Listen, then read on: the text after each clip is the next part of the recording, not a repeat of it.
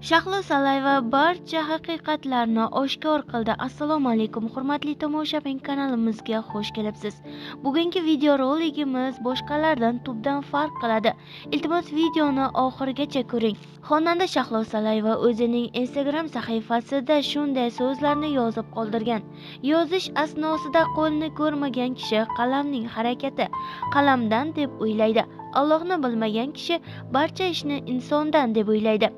Istaganingizcha o'ylang, g'iybat va muhokama qiling. Alloh yozgan taqdirni qoralabsizki, yozuv ustida hukm chiqarmoqdasizki va yoki yozuvchini. Bizni Alloh sevsin, Alloh qo'llasin. Muhtojligimiz faqat unga bo'lsin.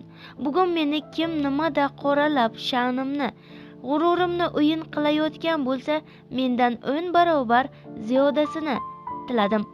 Kamida men yashagan do'zaxni.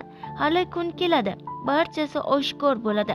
Ana o'sha kuni ko'ramiz, kim haqiqiy pismiq, ichidan pishgan tulki va hokazo. Biram mahoratlisiz, qoyil, tan berdim. Sukut saqlayotgan bo'lsam, jim yurgan bo'lsam, menda hammasi joyida edi degani emas.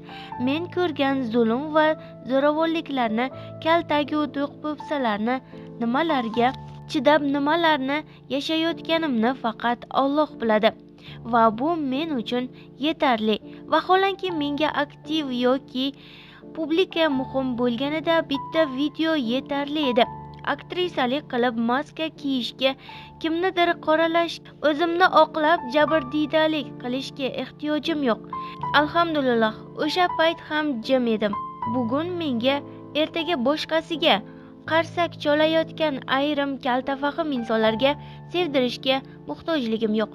O'z fikriga ega bo'lmagan, kim nima desa o'shaning nog'orasiga o'ynab har xil yozayotgan ilmsiz insonlarga juda achinaman. Alloh isloh qilsin. Va aytishim kerak bo'lgan yana bir haqiqat bor. Qachon shu darajada sevilishga ulgurdim bilmayman. Har qanday vaziyatda meni sevib, hurmat qilib, kerak bo'lsa talashib, o'zim yo'q davralarda hurmatimni ko'klarga ko'tarib yonimda turgan vafolilarim Alloh barchangizni aziz qilsin. Menga nimani tilab duo qilib, nimani ravo ko'rgan bo'lsangiz, Allohim sizlarga 100 barobar ziyodasini bersin. Yaxshiyam bor sizlar, yaxshilarim, deya o'z so'zini yakunladi Shahlo Salayeva. Biz bilan qoling va kanalimizni kuzatib boring.